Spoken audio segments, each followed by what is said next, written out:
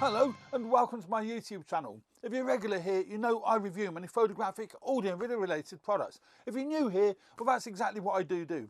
Now today we're looking at another comparison. I'm not a big fan of comparisons because I think every camera manufacturer has their pros and cons depending on what type of photography and video work that you do. And I think they're all great cameras. But I think this is a worthwhile comparison. They have kind of similar price point, but the cameras are quite different.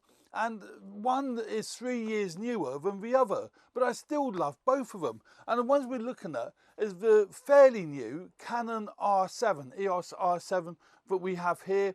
And I've got fitted to it the RFS, which is the aps-c range of lenses, the RFS 18 to 150. And it's a really nice lens. It's a kit lens, so the aperture range isn't great.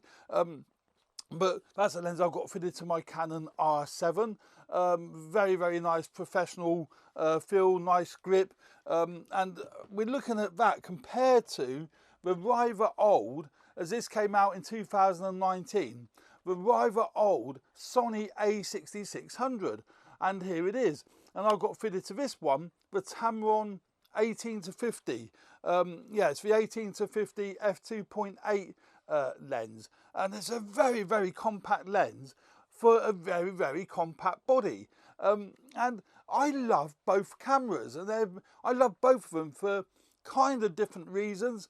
But I'm going to go through what are the main differences between these two cameras, because there is, you know, if you're looking for an aps-c body, you may well be looking at these two cameras. The a6600 is Sony's current, as of May 2023, Sony's current top of the range aps-c body. And as I said, it's quite outdated. So to be the top of the range is a little bit outdated. And, you know, I guess some people would say it's slightly expensive for what you're getting. I don't agree with that. I don't think it is that expensive. But the Canon R7 does represent, in some respects, better value for money, even though it's a more expensive camera. Kind of represents better value for money because it does have more features than what the a6600 does. Now, let's just go through, you know, the similarities, which is, you know, the same between them. They're both aps-c mirrorless cameras. The Canon R7 has a 33 megapixel sensor, so this one has a much bigger sensor. It's an aps-c sensor, but more pixels on the sensor. So you've got, you know, it's better for cropping, and you get apparently better resolution. Now, I find the resolution, in fact, the nice thing with the R7, when you take the lens off, it's got a shield that covers the sensor, so you can't actually see the sensor. And I think that is awesome. It saves getting dust on the sensor. That doesn't happen with the a6600. When you take the lens off the Sony a6600, you're exposing the sensor. But as I say, they're both aps-c sensors. The Canon has a 33 megapixel aps-c sensor. The Sony has the older 24 megapixel aps-c sensor in there. Still a nice sensor, still produces lovely results. So you're going to have no issues with image quality. But if you do want to crop your images, you may find the Canon just that little bit better because there's more pixels on the sensor. You're going to get higher resolution if you need to crop. If you don't need to crop, then either or will be fine. They both have a 3-inch screen. Now the Sony tilts upwards, so that's fine for doing your vlogging. In fact, to some extent, I prefer the screen that tilts upwards because your eyesight is looking more directly at the lens. You're looking just above the lens. Where with the Canon, it still has a 3-inch screen, but it's a fully articulating screen, which is very common and the most popular form of screen for vloggers. For one main reason, you can still put a microphone on the top of the shoe here for, you know, or a light, and it's not going to block the screen. So that's great if you're doing your vlogging with your Canon R7, where with the Sony, obviously if you put in a microphone or a light in the hot shoe, then that's going to obscure the screen. Also, the screen doesn't go all the way up, so you are blocking just the bottom portion of the screen when you're using the screen in that particular mode. But on the plus side, for taking photographs, I prefer this because I prefer the screen just to be behind the camera body as opposed to out, away from the camera body. I find it's more discreet. I think it's just a lot easier for taking low angles and higher angle photographs when the screen is just tilting behind the camera body. So that's my preference from that point of view. So there's the differences there, the screens and the sensors. Now, the mounts obviously are completely different. The Sony has the Sony E mount, so that is a fantastic mount. And the only reason I say it's a fantastic mount is the vast range of lenses available for the Sony E mount. And that scores very, very highly over the Canon RF mount. And that's a lovely thing with the Sony E mount. There's many third-party manufacturer lenses for it. I've also got the Sigma f1.4 56mm lens. That is great. Now, with aps-c bodies, you have to take into account the crop factor. And the Sony has a 1.5 crop factor. So in 56mm, that's about 85mm. But the Canon has a 1.6 crop factor, so very, very slightly different. But in all intents and purposes, it's pretty much exactly the same. So the Sony E mount is great purely because of a vast range of lenses available for the Sony E mount. Some of them are really cheap, but some of them, if not a lot of them, are really, really good value. So I would say the Sony, if you're looking at lenses, you're going to get a much better range of lenses for the Sony than you are for the Canon. I've got on here at the moment the Canon RFS 18 to 150. It's a nice lens, but it's not a bokeh lens. It's not a portrait lens, purely because the aperture doesn't go down very wide. So Canon don't allow, again, as of May 2023, they don't allow third-party manufacturers to make lenses for the RF mount, and Canon themselves are not making very many RFS lenses, the aps-c lenses. So there's no ultra-wide angle lenses for the Canon RF mount or the RFS mount, which is a real pity. And that's one of the reasons I'm keeping my Sony a6600, simply because of the lenses available. As I say, I've purchased the very lightweight Sony 11mm f1.8 lens, and that is a great lens. That's a great ultra wide lens. Now that isn't available for the Canon RF mount at all, so no ultra wide lenses. You can use the EFS lenses with an adapter. Now I've got somewhere around here, I've got far too many lenses, but I've got somewhere around here the Canon, here it is, the Canon EFS 10 to 18, and that works great on the RF bodies with the adapter. So you can do that, and that's absolutely fine. It's a cheap lens, about 250 quid here in the UK, so it's a cheap enough lens, and that gives you wide to sort of standard lens. So 10 to 18 is going to be about 15, 16 to 25, something like that. So it is ultra wide to wide, so you can do that. But if you're looking for native lenses, then the Sony E mount is the way to go. Now, handling, the Canon is more of a traditional style SLR, really. It is mirrorless, but it has the handling of like a SLR, but not as big as a DSLR. It's a nice grip and very, very nice to handle. And the viewfinder is centre to the actual camera body. So a lot of people prefer that, because when you're looking for the viewfinder, you're looking through it, centrally. And as I say, it's a really, really nice grip. And it's quite a bit heavier than the Sony a6600. The Sony a6600 is more of a rangefinder style camera, but the grip is fantastic. I really do like the grip. As a travel camera, I prefer the 6600 over the Canon R7. It's lighter, I prefer the grip. I can hold that grip for a much longer period of time without feeling fatigue in my hands, because I do suffer with arthritis. So I do prefer the Sony a6600 from that point of view. The viewfinder is over to the left. So as I said, it's a rangefinder style as opposed to being centralized. But it's the same resolution as the Canon, but the Canon has a higher magnification in the viewfinder than what the Sony does. So you may find that, of interest. The battery on the Sony is excellent, absolutely first class. It's the Z mount battery, battery. That is absolutely first class battery in the Sony a6600. In fact, I would say if you went out with one fully charged battery, you wouldn't need to take a spare battery. I do, you know, because I like to have a spare, but you probably wouldn't need to. The battery lasts forever in the a6600. The Canon is not bad. It ain't bad, but I would strongly recommend taking the spare battery with you. It takes the LPE6 battery, or the LPE6N, I think they call it nowadays, and works great. You can charge a battery from USB-C, the same as on the Canon a6600, and it's got power delivery on the Canon, but you have to be careful what kind of power block you use to power the Canon R7. But the Sony, you can pretty much use any power block to power the Sony. It doesn't really matter. So handling, I think it's going to be down to choice. There's more buttons on the Canon R7. It's a lot more configurable than what it is on the Sony a6600, which is a bit of a shame. I do find that a bit annoying. You can pre-assign many different function buttons on the R7. It is a true pro aps-c body. It's really a professional body, as opposed to a consumer level body that the a6600 is more designed as. Although it does have two assignable function buttons on the top of the camera.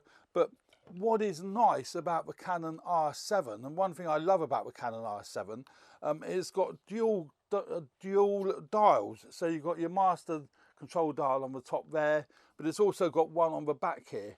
Now, a lot of people don't like the way they've designed this. It's a new kind of design. I like it. I'm having no issues with how that works. Actually, I really like it. So it's a turn wheel on the back there for the Canon R7. So you've got your two control dials, and they fall nice and easily where your finger and your thumb is. They fall really nicely. So that works really well. On the Sony a6600, it's only got your one control dial on the back there, and a spin wheel on the back here. So it's not as easy making quick adjustments on the Sony a6600 as it is on the Canon R7. So again, if you're looking for a lot more flexibility with setting your function buttons, the Canon R7 is the way to go. Both cameras have animal eye detect and human eye detect, so that's great anyway, so you're going to have no issues there, but the Canon is just a little bit more flexible as far as setting that up. Also on the Canon, because it is a professional body, it has your two SD card slots on the side, like so, and the Sony only has the one SD card slot. Also, what I like on the Canon, the SD cards are on the side of a body, where with the Sony, to cut down on size I guess, the SD card slot is in the battery compartment. I've never liked that, and I just don't like that to this day. But the SD card slot is in the battery compartment, it only takes for one. So that's something to bear in mind. If you're doing wedding photography or event photography, and you need that backup, you need that redundancy, then definitely the Canon R7 is a way to go. But if you're not that concerned about that, then the Sony a6600 will do you fine. I've not had any cards go corrupt on me, but I'm not saying that they won't, you know, so you know, that's worth bearing in mind. You may notice actually I've put an additional cage, well not cage, I don't know what you would call it, on the top of this camera, on the a6600, because of this screen flipping upwards, I can now mount a microphone off center so that it doesn't obscure the screen, and that's the only reason I've put this cage on. But it's great because I can mount microphones or a light or whatever. And while I'm on the subject of the Sony a6600, it has this multi-interface shoe, which is really handy. You can mount various accessories directly onto the shoe, particularly microphones. For example, I've got here, should have got it ready, shouldn't I? I've got here my Sony, I can't remember a model number, I'll put it in the video, but I've got this microphone, fantastic microphone, I use it all the time. So the microphone is slot directly into the shoe, like so, lock that down tight, and then you have a complete run and gun setup. But as I say, the big drawback with that, you can't see the screen. So I mean, you kind of can, but it does obscure, you know, if you are doing vlogging, it really does obscure what you're looking at. So you may need to plug another screen in or whatever. But that has got that flexibility for plugging microphones directly into the multi-interface shoe. Now the Canon has a multi-interface shoe, and there will be microphones coming out from Tascam or microphone adapters to be able to do the same thing. So I'm not saying that's a big win for the a6600 nowadays, because the Canon also has that multi-interface shoe, but I just find that this works great on the Sonys. The odd thing is though, this particular microphone I have to set to analog mode as opposed to digital mode for it to work. It doesn't work in digital, but it does still work. So there's a difference there. And I think the image quality, as I say, is going to be excellent between either of them. They both have 4K video, so that's great. The Canon you can set to 10-bit 4K recording. The Sony is only an 8-bit recorder, and via HDMI out it only outputs 8-bit as well. So, but I find that I've had no issues with it for what I do. Now, again, your scenarios may well be different. You may well need 10-bit video recording, in which case the Canon will be the one to go for and not the Sony. But I find the image quality is great on the Sony, even in its 8-bit mode. I don't have any issues with it. They've both got 5-axis image stabilization. Again, I found the Sony's pretty decent for that. I can shoot at pretty slow shutter speeds on the Sony. I do find the Canon probably is just that little bit better, but I don't think you're going to find much difference between either of them. Back to video. The video has no record limit on either of the cameras, so that's not going to cause you any issues. You can just keep on running until either the battery runs out or the card fills up. I've had no overheating issues with either of these cameras. On the Sony, you do have to go into the menu and set up the settings so that it doesn't overheat.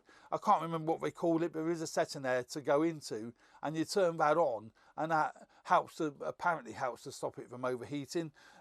With a Canon, I've not had any issues with overheating anyway. So, you know, great from that point of view as well. Both cameras have weather sealing, so you're not going to have any issues with taking it out in the rain or the snow or the heat or whatever. I would find possibly the Canon might be a little bit better, but I don't know for sure, to be honest. But they're both manufacturers say that they're weather sealed. The Sony's burst rate using mechanical shutter is 11 frames a second. The Canon's burst rate is 15 frames a second. And in electronic shutter, you can get up to 30 frames a second on the Canon. But just be careful of rolling shutter if you are shooting in electronic mode, because there is quite bad rolling shutter on both cameras, where in mechanical mode, not really an issue. So I'm not going to go through images here. There's not really any point in that. They both take a very, very wide range of lenses, although, as I said earlier, the Sony E mount is wider simply because of the third-party manufacturers making lenses for the Sony E mount.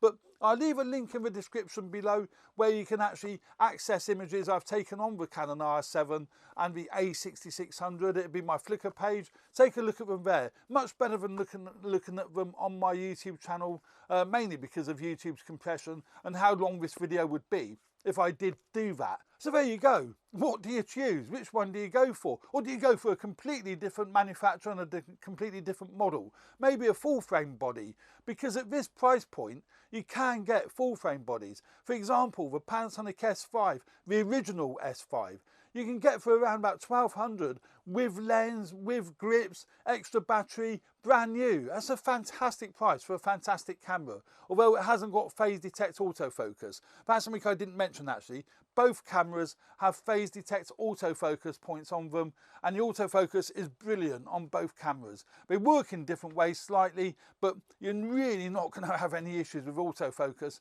whether you choose the a6600 or whether you choose the Canon R7. But which one do you choose? Now, I've got both. both. I would always keep my a6600 because of a wide range of lenses available for it, and one of the lenses I use on an absolute regular basis, both here in the studio and when I go out, is my Sony 11mm ultra wide lens. I really love that lens, and that's great on the a6600. There isn't an equivalent available for the Canon R7, not even if you adapt any of the lenses, there isn't anything equivalent for that.